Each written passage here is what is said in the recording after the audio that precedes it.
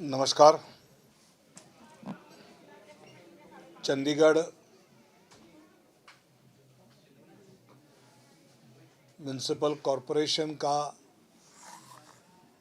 ये चुनाव मेयर का, सीनियर डिप्टी मेयर का और डिप्टी मेयर का पिछले 5 साल लगातार भारतीय जनता पार्टी के केंद्रीय नेतृत्व ने समय समय पर मुझ पर ये जिम्मेवारी सौंपी। जब चुनाव हुए तब भाजपा के 12 पार्षद थे, फिर भी हमारे काम, कमिटमेंट, कार्यक्रम, डेवलपमेंट के आधार पर हमने चंडीगढ़ प्रेमी कुछ पार्षदों का सपोर्ट प्राप्त करते हुए, अल्पमत में होते हुए भी कई हमारे साथी पार्षदों ने जो अन्य पार्टी के थे, उन्होंने हम पर भरोसा जताया और इसे लगातार 5 साल भारतीय जनता पार्टी चंडीगढ़ में अपना मेयर बना पाई। इस बार के चुनाव जब घोषित हुए, एक तो आदरणीय राज्यपाल जी और उन्होंने जो कानून लाया कि हाथ ऊपर करके वोटिंग होगा, तो उससे पूरी ट्रांसपेरेंसी रही और अनावश्यक जो कुछ मामला बीच में चला उसको पूर्ण विराम मिला। और इस बार शुरू में तो माहौल ये था कि अकाली दल, आम आदमी पार्टी और कांग्रेस पार्टी अलायंस करेगी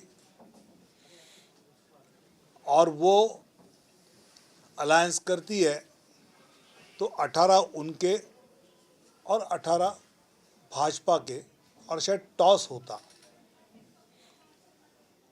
लेकिन जब भारतीय जनता पार्टी ने अपने आने वाले साल के विकास के एजेंडा को लेकर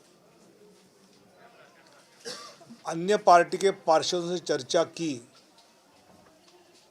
तो शायद आम आदमी पार्टी और कांग्रेस पार्टी के नेताओं को ध्यान में आया, अलायंस के बावजूद भी शायद भाजपा अपना मेयर बिठा पाएगी, तो उन्होंने अलग अलग लड़ने का निर्णय लिया। और लोकतंत्र में किसी भी पार्टी को ये अधिकार है, मैं तो उसका सम्मान ही करता हूँ। लेकिन जो भरोसा चंडीगढ़ वासियों ने भारतीय जनता पार्टी पर पूरी तरह से दिखाया, अभी हमारे नई टीम मेयर बने हैं Saurabh ji, senior deputy mayor बने हैं जसमन जी और डिप्टी मेयर सुमन दीदी, ये 3 और इनके साथ और 3 प्रमुख पार्षद, ये 6 लोग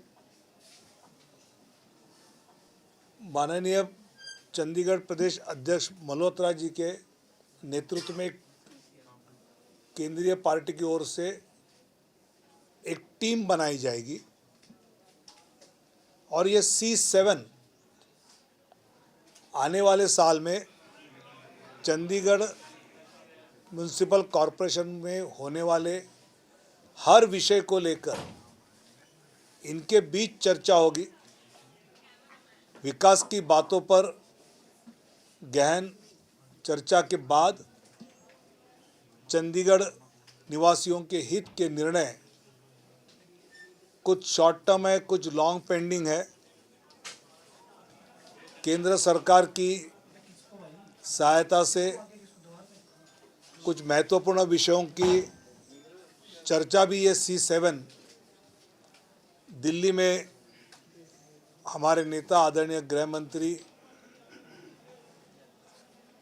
आदरणीय अमित शाह जी के साथ बैठकर चंडीगढ़ की कॉलोनीज़ हैं, गांव हैं, सोसाइटीज़ हैं, हाउसिंग बोर्ड के कुछ इश्यूज़ हैं और ऐसे कई इश्यूज़ को लेकर आने वाले दिनों में चर्चा करते हुए ये C7 ये आने वाला साल में होने वाली गतिविधियों की विचार भी करेगी, मॉनिटरिंग भी करेगी और चंडीगढ़ वासियों की आशाओं को भारतीय जनता पार्टी पूरा करने का पूरा प्रयास करेगी। इतना मैं पक्का आश्वस्त करता हूं। केंद्रीय नेतृत्व ने मुझ पर जो भरोसा जताया और लगातार 5 साल मुझे इस चुनाव के प्रभारी के नाते मुझे भेजा, जिम्मेवारी सौंपी, तो इन सब सहयोगी कार्यकर्ता, पूर्व अध्यक्ष, कई सीनियर नेता,